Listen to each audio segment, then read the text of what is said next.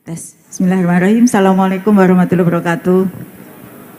Saya mohon izin berdiri karena di sini nggak ada ininya. Baik Bapak Ibu yang saya hormati, narasumber yang luar biasa yang sudah ada dan juga tentu Bapak Ibu semua tamu undangan yang berbahagia dari Sekda, kemudian dari seluruh Indonesia. Saya ingin menyambung apa tadi yang sudah disampaikan oleh Bapak Direktur dari Kemenkes. Ini langsung ke kebutuhan guru. Tadi mohon maaf saya terlambat, tapi saya sudah mendapatkan laporan apa yang tadi disampaikan oleh Pak Deputi terkait dengan apa sih yang harapannya untuk masa mendatang setelah Undang-Undang ASN ini diterbitkan, gitu ya. Bapak Ibu yang saya hormati, kami ingin sampaikan langsung ke secara teknis kebutuhan ASN guru dan tendik tahun 2024. Ini Bapak Ibu, ini ada visi besar perencanaan kebutuhan guru dan tendik yang menjadi visi kami untuk pemenuhan kebutuhan guru yang saat ini masih banyak kekosongan. Karena tidak bisa boleh turun ya Pak, nggak kelihatan dari sini. Di layar ini Bapak Ibu, kami punya visi terkait dengan bagaimana sih sebenarnya pemenuhan kebutuhan guru. Jadi kami ingin satuan-satuan pendidikan di wilayah Bapak Ibu semua itu terpenuhi kebutuhan guru yang berkualitas. Jadi bukan hanya asal ada guru begitu ya, tapi guru yang berkualitas pada sekolah negeri karena ini ASN ya, pada satuan pendidikan negeri secara tepat waktu dan menjamin kualitas dan kesejahteraannya gitu. Nah di sini ada situasi saat ini dan apa akibatnya. Lalu penyebabnya kenapa dan apa akibatnya. Nah situasi saat ini pemenuhan guru di satuan pendidikan belum berjalan dengan optimal. Bapak Ibu terima kasih sebelumnya bahwa 2 tahun ini sudah bekerja sama dengan kami semua Panselnas sehingga sudah banyak terangkat guru honor menjadi ASN. Jumlahnya jika semua selesai pemberkasan saat ini sudah nambah 544.000. Lebih dari sebelumnya ya, ini prestasi untuk kita semuanya. Namun meskipun kita sudah berhasil nambah sampai 544.000, ternyata saat ini dalam memenuhi kebutuhan guru belum ada prosedur yang standar begitu ya. Mulai dari usulannya sampai penetapan formasinya. Jadi karena kami Panselnas ada banyak aturan yang harus diikuti dan ada banyak pertimbangan dari pemerintah daerah, maka semua usulan kebutuhan kita yang dihitung oleh Kemendikbudristek belum pernah bisa terpenuhi dengan maksimal gitu.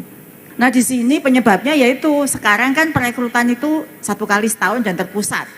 Hanya bulan tertentu saja begitu ya Pak ya. Kalau di Undang-Undang ASN tadi sudah ada boleh lebih dari 1 kali. Kemudian sementara guru-guru itu bisa berpindah banyak sebab, misalnya ada yang mutasi, ada yang meninggal, ada yang berhenti jadi guru karena sebab tertentu, sehingga kekosongan itu bisa terjadi sepanjang waktu. Dan ini dan di sini pada saat kebijakan pengadaan guru ASN dibuka, pemerintah daerah belum mengajukan sesuai dengan kebutuhan. Saya tahu beberapa kali dalam rakor itu banyak pertimbangannya sehingga ajuan itu belum maksimal begitu ya. Ada pertimbangan anggaran, pertimbangan dan lain sebagainya dan kami memahami. Dan akibatnya apa? Sekarang Bapak Ibu, guru honor di sekolah negeri itu banyak sekali. Terus bertambah. Kenapa? Karena satuan pendidikan mulai merekrut sendiri karena memang butuh, bukan karena mungkin ada titipan tapi memang butuh karena guru-gurunya pensiun. Lalu karena merekrut sendiri oleh satuan pendidikan, kualifikasi akademik, kompetensi, standarnya belum sesuai dengan harapan. Bahkan untuk mata pelajaran tertentu itu diajar oleh guru-guru yang bukan dari latar belakangnya. Dan dampak berikutnya kesejahteraan guru itu menjadi tidak bisa terpenuhi karena mereka digaji dengan dana bos, dengan kebutuhan yang ya pokoknya asal saja ya gajinya antara 300.000, 500.000 diberikan 6 bulan sekali. Begitu ya Bapak Ibu ya. Selanjutnya, ini alasannya masih banyak, ini hampir sama. Tadi di sini guru bisa pindah, berhenti dan seterusnya. Selanjutnya, ini Bapak Ibu, sebenarnya saat ini kalau kita lihat datanya di Kemendikbud, itu guru yang dibutuhkan untuk di sekolah negeri itu jumlahnya 2,1 juta. Dari 2,1 juta itu sudah terisi oleh ASN. ASN ini sudah 56%, alhamdulillah. Ini berkat Bapak Ibu semuanya. 56% ini termasuk lulusan P3K tahun 2021. Jadi 1,2 juta 94 ribu atau 56%-nya itu sudah ASN, luar biasa. Dan diisi lagi yang oranye itu adalah P3K tahun 2022. Kita tambah lagi ASN, 250 ribu lebih. Itu berkat Bapak Ibu semuanya. Karena Bapak Ibu bersedia mengajukan formasi dan mengangkat. Jadi sudah banyak ya. 56% tambah 11%. Jadi sudah 67%-nya ASN. Tapi masih ada guru-guru yang mengajar di satuan-satuan pendidikan kita itu non ASN. Jumlahnya 363.760 jumlahnya yang ngisi. Tapi sebenarnya kalau kita ngitung berdasarkan rasio kebutuhan hanya butuh 363.000. Namun Bapak Ibu yang ada di sekolah-sekolah ASN itu jumlahnya sampai 529.000 lebih. Jadi numpuk-numpuk. Makanya ada yang ngajarnya sedikit karena sebenarnya kebutuhan hanya 363.000 yang ada 529. Ada kelebihan. Non ASN yang sekarang di sekolah-sekolah negeri itu 166.000. Sedangkan sebenarnya kalau kita pakai logika sederhana, kekurangan ini bisa diisi oleh yang tadi ada di satuan pendidikan. Jadi sebenarnya kalau kita mau rekrut ASN lagi tahun 2023 tidak perlu yang ini ya, bukannya mengganti yang pensiun, itu tidak perlu lagi lulusan baru karena guru-guru non ASN tersebut sudah ada. Tinggal kita merekrut dari jumlah 529.000 itu. Dan selain non ASN yang berlebih, ASN pun juga banyak berlebih Bapak Ibu. Jadi kalau sekarang ada di sekolah-sekolah Bapak Ibu yang mengeluh tidak dapat TPG padahal di ASN karena di situ berlebih, numpuk. Nah, saya sebenarnya sangat mohon ini dari pemerintah daerah meredistribusi sekolah-sekolah yang numpuk di kota-kota tadi agar mereka bisa mendapatkan haknya dan juga kita bisa memeratakan guru ini. Yang numpuk itu sampai 41.000 lebih. Kemudian kelebihan guru non ASN 166.000 dan guru-guru negeri yang sekarang DPK di sekolah swasta jumlahnya juga ada 45.241. Jadi kekurangan yang 363 itu bisa diisi dari ASN, tinggal sedikit sebenarnya. Jika kita akan menata dengan baik guru-guru di sekolah-sekolah tersebut. Selanjutnya, slide berikutnya. Berikutnya ya. Bapak Ibu yang saya hormati, pengalaman sudah kita alami selama 2 tahun. 2021 dan 2022 kita bersama-sama berkolaborasi gotong royong untuk melakukan seleksi ASN P3K. Jadi kami sangat senang dan berterima kasih karena dukungan Bapak Ibu semuanya. Semua proses ini bisa kita jalani dengan baik. Namun semua proses ini masih belum sempurna karena 2 kali kita melakukan usulan formasi 2021 dan 2022. Mohon bisakah dikembalikan paparannya? Saya kalau nggak ada kepean nggak tahu angkanya. Nah, ini kembali ke slide tadi supaya cepat sudah dilihat Pak moderator. Di sini tahun 2021 dan 2022 yang warna biru itu kebutuhan, yang warna oranye itu formasi yang lulus. 2 kali ini kita rata-rata di bawah 50%. Sehingga meskipun kita sudah berhasil melahirkan ASN, mengangkat ASN 544.000 lebih, tapi masih ada kekurangan tahun 2023 itu dibutuhkan 601.000, itu sudah akumulasi dari kekurangan sebelumnya, usulannya hanya 296.000. Sehingga menurut perhitungan kami tahun 2023 diproyeksikan kita masih perlu penuntasan ASN ini. Jika semua daerah kita semua bergotong royong, maka selesai tugas kita 305.000 lagi. Dan tahun 2025 kita sudah mulai membuka lembaran baru. Dan kami juga menghitung bahwa selama ini tahun 2021-2022 Tendik belum pernah diusulkan dalam P3K. Dan kami sudah menerima audiensi dari banyak asosiasi, forum-forum tendik, kami menghitung kebutuhan tendik itu 82.701. Nah Bapak Ibu, kalau ini tahun ini kita nanti bersama-sama dengan dukungan dari Kemenkyu tentunya, dengan dukungan anggaran, kita usulkan 305.000, maka selesai Bapak Ibu. Dan sekedar informasi kepada Bapak Ibu semuanya, tentu di ruangan ini semua masih ingat bahwa kita punya lulusan P1 ya, P1 tahun 2021 193.000 lebih. Tahun ini tinggal 19,6% saja yang harus kita tuntaskan Bapak Ibu.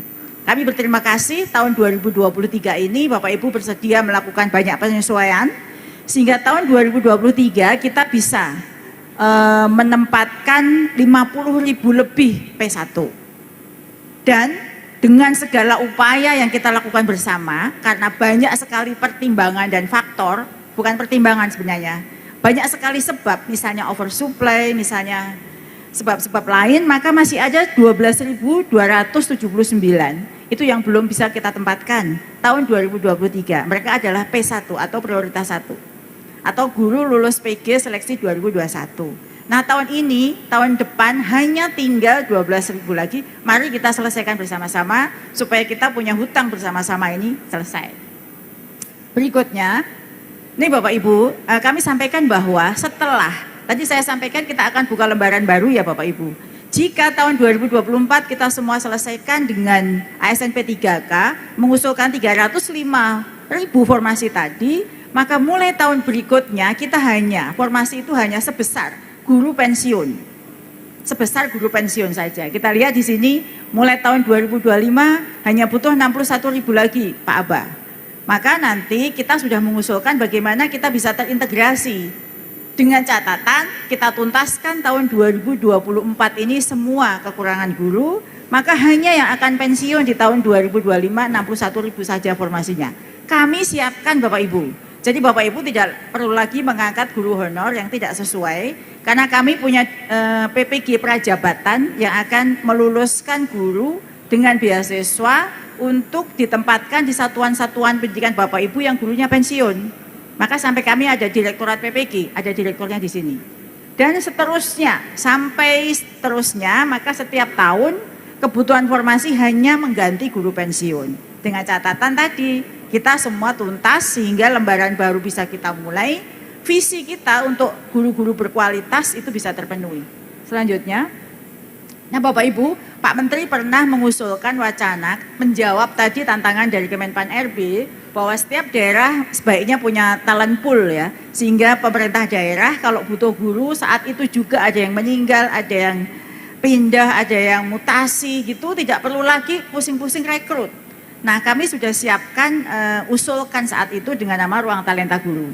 Ruang Talenta Guru ini sebenarnya adalah satu database. Kalau dulu Pak Menteri menyebutnya marketplace ya, itu sebenarnya Ruang Talenta Guru. Bagian dari manajemen talenta guru yang dimulai dari in-service, yaitu Ruang Talenta. Isinya adalah database yang bisa dilihat, dipakai oleh pemerintah daerah, PPK di daerah, untuk melihat sebenarnya di daerah saya ini sudah ada berapa sih guru yang eligible untuk diangkat. Mapelnya apa, jenjangnya apa, kami siapkan di dalam database Ruang Talenta Guru, dan para PPK bisa melihat, oh aku sudah punya nih, kalau ada guru pensiun bisa langsung diganti. Isinya adalah guru-guru yang lulus seleksi dan lulusan PPG Prajabatan yang siap diangkat. Lalu jadi ada dua sumber suplai, guru-guru yang sekarang ini seleksi masuk, kemudian lulusan PPG Prajabatan. Nah Ruang Talenta calon guru ASN ini bisa kapan saja dilihat.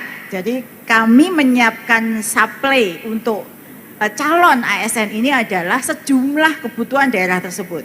Misalnya kita memprediksi tahun depan ada 3.000 di Kabupaten Wonosobo yang mau pensiun, maka kami siapkan di situ di Ruang Talenta 3.000. Sehingga jika saat itu pensiun bulan Juni nggak usah nunggu seleksi tahun depan, atau pensiun bulan Februari atau Mei nggak usah nunggu lagi seleksi tahun depan. Sehingga ini kalau bayangkan kalau Bapak Ibu pensiun di bulan Mei kan kosong nih guru ini kan, apalagi guru kelas ya, otomatis guru akan kepala sekolah akan mencari guru-guru honor agar muridnya terlayani. Nah, dengan adanya ruang talenta itu maka langsung bisa ngelihat oh sudah ada, langsung bisa diambil. Berikutnya, nah ini kami menyadari bahwa seleksi 2 kali berturut-turut ini ada daerah-daerah tertentu yang sampai seleksi ini dibuka, formasinya dikembalikan, tidak ada peminatnya. Nah, kami ada solusi penempatan bagi penempatan bagi formasi yang kurang diminati. Biasanya di daerah-daerah timur begitu ya. Yang pertama penempatan pemenuhan guru di wilayah Otsus Papua. Ini yang bagi yang Papua kami sudah melakukan banyak pengembangan regulasi dan bisa diimplementasikan untuk Papua. Itu dengan cara di sini membuka afirmasi, kualifikasi dan sebagainya. Itu tertuang dalam Permendikbud khusus pemenuhan guru di Papua. Sedangkan untuk daerah-daerah 3T yang memang tidak diminati, kami menyediakan beasiswa ikatan dinas bagi kita bisa berkolaborasi ya, pemerintah daerah dan pemerintah pusat. Ada beasiswa ikatan dinas, mereka di PPG-kan, kemudian ditempatkan di daerah 3T dengan masa kontrak tertentu. Sehingga Bapak Ibu tidak akan pernah kekurangan guru. Kami melihat berapa Mas Dika yang kemarin nggak ada kekosongan guru waktu seleksi selesai? Hampir 100.000 ya. Lebih dari 100.000 daerah-daerah 3T, daerah timur itu yang nggak ada peminatnya. Nah ini adalah solusi. Lalu penempatan pada formasi kurang peminat ini dengan menerima beasiswa, kami melakukan perjanjian, kemudian mereka akan ditempatkan dan Kemendikbudristek juga menyediakan berbagai macam penghargaan bagi mereka yang bersedia ditempatkan di daerah 3T tersebut. Dan ada tambahan insentif di daerah khusus. Berikutnya. Nah, ini nggak usah. Jika nanti ruang talenta guru ini baru usulan solusi ya, solusi terhadap hal ini karena supaya kita juga berhenti tambah guru honor di sekolah-sekolah, maka dengan adanya ruang talenta guru maka ini akan bisa menjadi solusi. Di situ akan terhubung antara tentu kita akan melakukan pembicaraan lebih jauh dengan Panselnas sehingga itu bisa menjadi harapan kita bersama. Tidak ada lagi pemenuhan guru yang diisi oleh honor-honor berikutnya. Sekaligus membantu Kemenpan untuk menghentikan masuknya honor-honor di sekolah-sekolah. Demikian Bapak Ibu, terima kasih. Terima kasih.